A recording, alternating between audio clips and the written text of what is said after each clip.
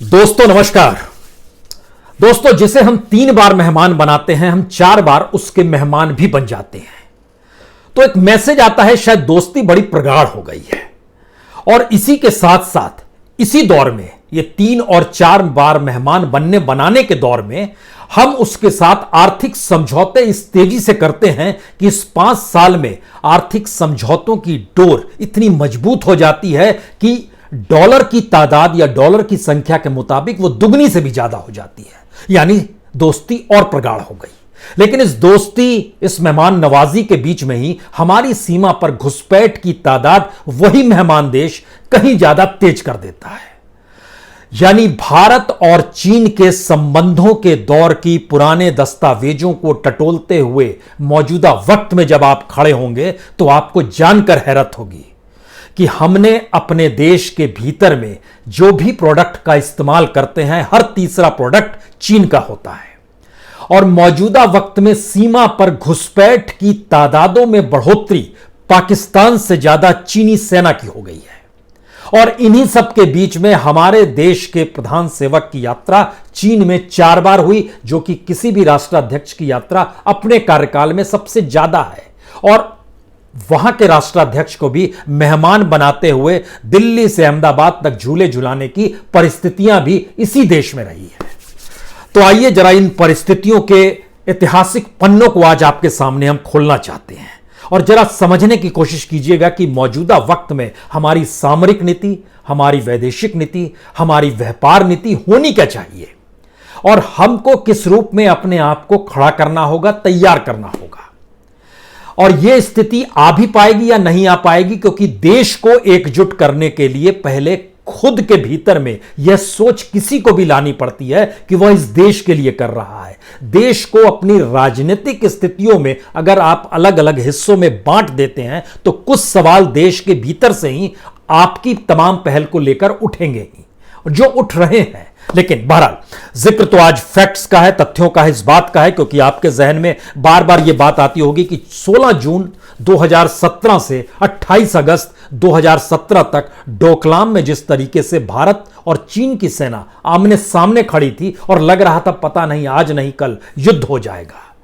लेकिन यह पूरा खेल व्यापार का था, बाजार का था, चीन की एक नीति भी रही हुई है। इतना ही नहीं, 2006 में जब नाथुला दर्रा खुला था, नाथुला पास खुला था, 44 साल के बाद खुला था। यानी 1962 के बाद से जब वो बंद हुआ था तो 2006 में खुला था। और जैसे ही खुलता है उसके बाद दोनों देशों के बीच में व्यापारिक स्थितियां आगे बढ़ने लगती हैं और चीन के 14 प्रोडक्ट्स बड़ी तादाद में भारत में घुसे आते हैं।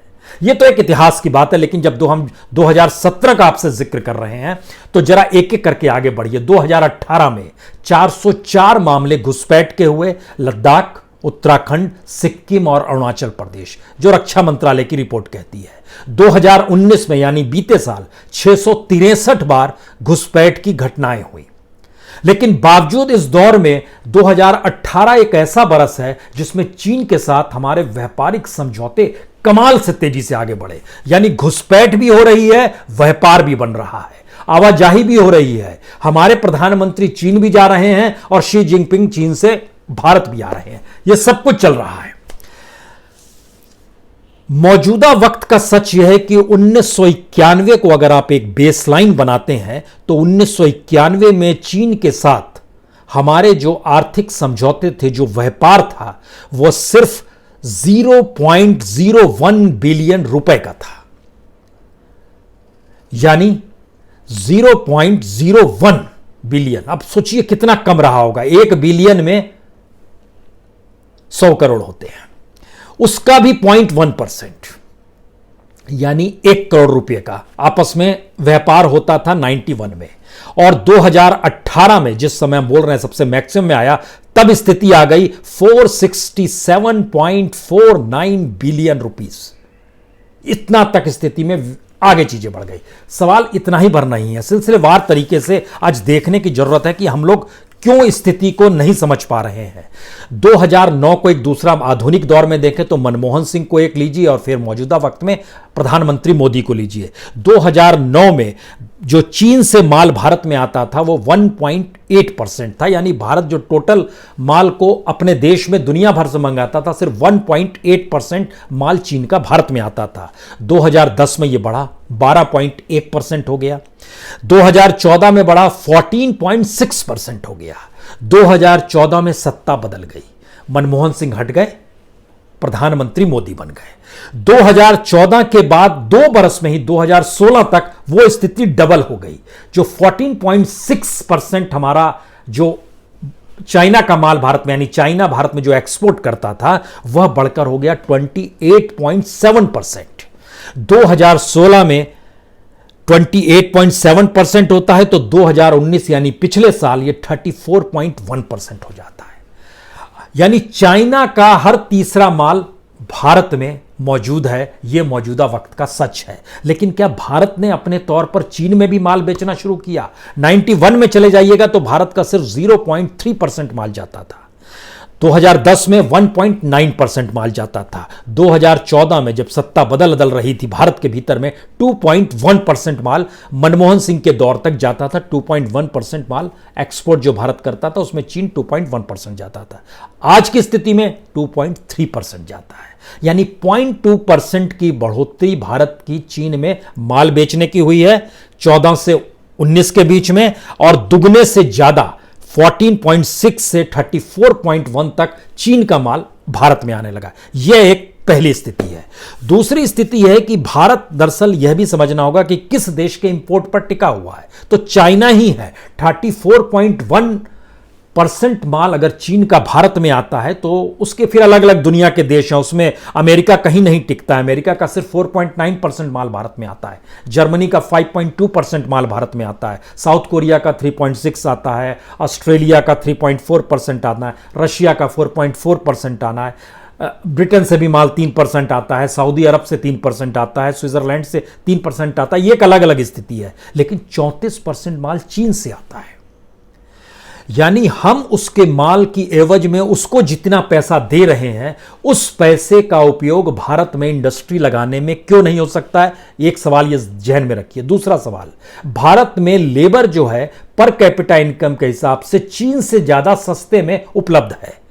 भारत में तमाम इंफ्रास्ट्रक्चर चीन से कहीं ज्यादा सस्ते में भारत में उपलब्ध है, लेकिन हमने अपनी पॉलिसी बनाई ही नहीं कि दुनिया में हम अपने माल को एक्सपोर्ट कर सकें, क्योंकि चीन की पॉलिसी बड़ी साफ रही कि मैक्सिमम एक्सपोर्ट करने की स्थिति में अगर हम आ जाएंगे तो ऐसे में हमारे यहां जो खर्चा होगा माल बनाने का वो बड़ा न्यूनतम होगा, और इसीलिए दुनिया के बाजार को में अपने माल को डंप करने की स्थिति में भी चीन आ जाता है। यानी भारत में जो माल बन रहा है जिस कीमत पे, उससे आधी कीमत में चीन का माल इंटर कर जाता है। वहां के व्यापारी उसे डंपिंग यार्ड कहते हैं, और उसके जरिए भारत में लोग चीन का माल खरीदेंगे। और भारत की इकोनॉमी इस बात की इजाजत नहीं देती है कि वह किस तरीके से लोगों का पेट भी भर सके, जो हालत मौजूदा वक्त का एक सच है।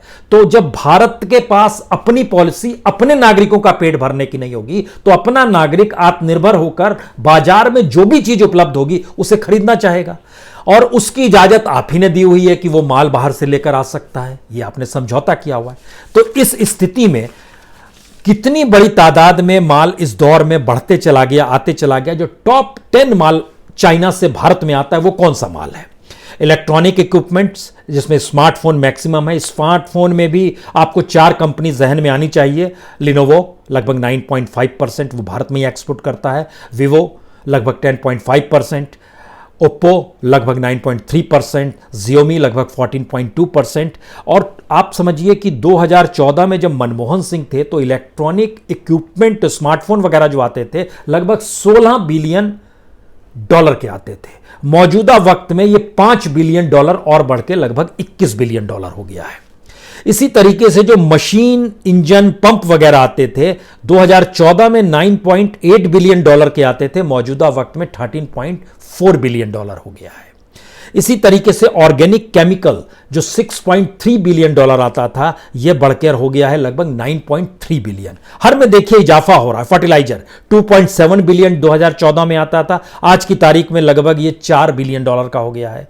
आयरन स्टील 1.9 बिलियन डॉलर का आता था, आज की स्थिति में ये 3 बिलियन। हर चीजें बढ़ती चली गई हैं और इसके भीतर में चाहे वो शिपबोट हो, चाहे मैकेनिकल टेक्निकल इक्विपमेंट्स हो, प्लास्टिक हो, आयरन स्टील प्रोडक्ट्स हो, हर चीज लगातार आती चली जा रही। और स्थिति यह आ गई कि सीमेंट भी चीन से आने लगा। यह 2006 के बाद की स्थिति है और वहां की जो दो खास कंपनी है, यंगडे ड्रैगन माउंटेन सीमेंट कंपनी और लॉन्गयार्डो फ्रैंकलिन सीमेंट कंपनी जो है, इसके बारे में मैं आपको एक चीज बताएं कि अहमदाबाद में एक बेस्ड है टेक्सटाइल कंपनी, वह लोकल एजेंट है चाइना के जो फर्म्स हैं उसके लिए इंडिया का। तो यह स्थिति भारत के भीतर है और भारत कुछ माल को चीन में भेजता है, बड़ा कम माल भेजता है, लेकिन कॉटन यार्न भेजता है, आयरन ओर भेजता है, रिफाइंड कॉपर भेजता है, फेरो एलॉय भेजता है, यह सब भारत भेजता है। लेकिन दुनिया के बाजार में चीन जिन मालों को बेचता है और जितनी बड़ी तादाद में बेचता है, हम कहां पर खड़े हैं यह समझना होगा और किसके साथ खड़े हैं। अमेरिका की इकोनॉमी को भी थ्रेट करने की स्थिति में चीन आ चुका है। तो भारत उससे लड़े, भारत उससे समझौता करे, भारत वाकई आत्मनिर्भर बने और भारत अपनी चीजों को डेवलप करे। चीन की खासियत यह रही कि चीन ने अपने यहां डुप्लीकेट्स माल खूब बनाए हैं, यह एक फैक्ट है। और चीन के साथ दूसरी स्थिति यह भी आ गई कि चीन के ने तिब्बत में जो कब्जा किया है, तिब्बत के जरिए चीन के वहां के जो भी खनिज संसाधन है वो बड़ी तादाद में उसके पास उपलब्ध रहते हैं और चीन के भीतर इस बात का कोई संकट नहीं होता है कि उसको किस चीज की R&D करनी है। वो सारी चीजें डुप्लीकेट मान लीजिए बनाता है तो उसको कोई दिक्कत ही नहीं है। वहां पर बिजनेसमैन के लिए बड़ा आसान है, रॉ मटेरियल उसका अपना मिल जाता है, लेबर सस्ता इसलिए हो जाता है क्योंकि ज्यादा प्रोडक्ट का उत्पादन करना है, खर्च सस्ता पड़ेगा। और इसी तरीके से चीन अपने तौर पर जिस भी प्रोडक्ट को बनाता है उसकी तुरंत दुनिया में जो भी प्रोडक्ट आएगा उसकी कॉपी करता है और कॉपी करने के बाद डुप्लीकेट माल के तौर पर सस्ते में उपलब्ध करा जाता है। और दुनिया में किसी भी देश की अपनी इकोनॉमी, जो कैपिटलिज्म का नियम है, उसमें पहला नियम मुनाफे का अगर होता है तो दूसरा नियम यह भी है कि जिसे जो माल सस्ते में मिलेगा वो खरीद लेगा। और चीन इसमें बहुत तेजी से आगे बढ़ गया है। अब यह सवाल है कि भारत जब घुसपैठ की परिस्थितियों को देख रहा है, भारत की सामरिक नीति, विदेशिक नीति ऐसी हो गई कि मौजूदा वक्त में चीन के साथ खड़े होकर नेपाल भी अपने ग्रेटर नेपाल का सपना देखने लगा और वहां के संसद ने भी उसकी मान्यता दे दी। वह स्थिति आ गई। दूसरे यानी पाकिस्तान का समर्थन टेररिज्म को लेकर, चीन का समर्थन भारत से सीमा पर टकराव की स्थिति में लेकर, बांग्लादेश से समर्थन, वहां के जो उसने बीआरटी रोड जो सिस्टम बनाया था कि व्यापारिक परिस्थितियों से उसने बांग्लादेश और श्रीलंका को जोड़ा। अब इन स्थितियों को समझने की कोशिश कीजिए कि भारत चारों तरफ से जो सहयोगी या अभी तक सहयोगी थे या भारत के पड़ोसी देश थे, उनके साथ भी चीन आकर अगर खड़ा हो जाएगा तो फिर क्या होगा। यह स्थिति मौजूदा वक्त में चीन की है और इसके ठीक समानांतर जिन बातों का जिक्र होना चाहिए कि अमेरिका की इंडस्ट्री, अमेरिका के कॉरपोरेट भी चीन के सामने घुटने टेक रहे हैं। उसका एक बेसिक एस्पेक्ट समझिए। भारत तो अपनी 2 से 3 ट्रिलियन और 5 ट्रिलियन की स्थिति में मान के चल रहा है कि हम कैसे आएंगे, जिसमें मौजूदा वक्त में झटका लग गया है।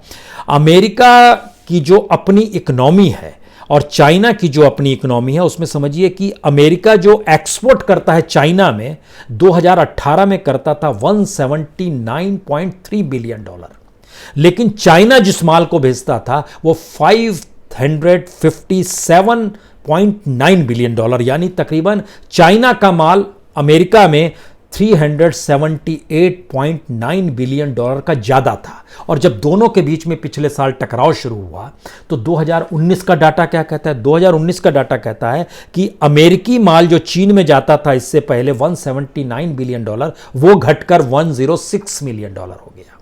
यानी उसमें चाइना ने अमेरिका के माल पर भी पाबंदी लगाई और लगभग 70 बिलियन डॉलर की पाबंदी हो गई। और दूसरी तरफ अमेरिका ने पाबंदी लगाई तो उसमें भी कमी लगभग आई, 557 से घटकर 452 तक आ गया। उसमें भी 100 बिलियन का घाटा इसको भी शुरू हो गया, उसको भी शुरू हो गया, इसको भी। लेकिन अंतर देखिए कितना है। यानी चीन का माल जितनी बड़ी तादाद में भारत में आता है और भारत जिस तरीके से अंश भर माल चाइना भेज पाता है। कमोवेश यही स्थिति अमेरिका और चाइना की है।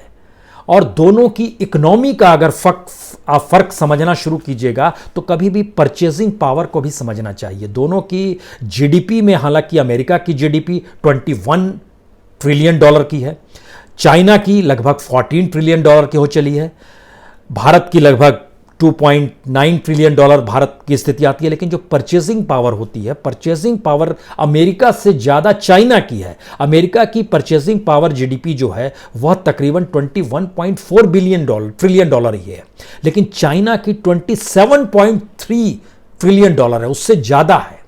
अब इस स्थिति में भारत के सामने क्या रास्ते बचते हैं या नहीं बचते हैं? मौजूदा वक्त में भारत के सामने जो लेबर्स का प्रॉब्लम है, हमें लगता है कि उस रास्ते में भारत को पहली बार कुछ पॉलिसी नए तरीके से अपनानी होगी जिससे भारत में ही माल बन सके अगर आपको लड़ाई लड़नी है। अन्यथा जितनी बड़ी तादाद में भारत की पूंजी चीन जा रही है और चीन अगर सिर्फ उससे हथियार ही खरीद ले तो सीमा पर मौजूद जो चीनी सैनिक है वह भारत के द्वारा पैसे के जरिए ही हथियार खरीदकर भारत से ही लड़ सकते हैं, क्योंकि दुनिया भर में जितना माल चीन एक्सपोर्ट करता है, प्रति व्यक्ति चीनी आय जो है उसमें $1,800 हर हिस्से में आता है। अब आप सोचिए आप किस इकोनॉमी से लड़ाई लड़ रहे हैं। भारत में प्रति व्यक्ति आय जो है वह अभी भी जो आईएमएफ का डाटा है वो 57,000 रुपए से आगे नहीं बढ़ता है, लेकिन चीन में $1,800 प्रति व्यक्ति आय सिर्फ एक्सपोर्ट से होती है। उसकी देश की इकोनॉमी भी पूरी तरीके से उसी एक्सपोर्ट पर टिकी हुई है। इसीलिए चीन अपने बाजार को बनाए रखने के लिए सामरिक परिस्थितियों का सहारा लेता है, और इसीलिए वियतनाम है, ताइवान है, हांगकांग है, वहां पर जिस तरीके से वह स्थितियां बना रहा है उसके ठीक समानांतर समझिए कि Japan, south Korea, Vietnam, Bharat, Singapore ये उसके पहले टारगेट है जहां पर वो मैक्सिमम माल भेजता है अपना। और आज की तारीख में 2.499 ट्रिलियन डॉलर अगर वो दुनिया में माल को एक्सपोर्ट कर रहा है तो उससे लाभ हो रहा है प्रति चाइनीज को $1,800।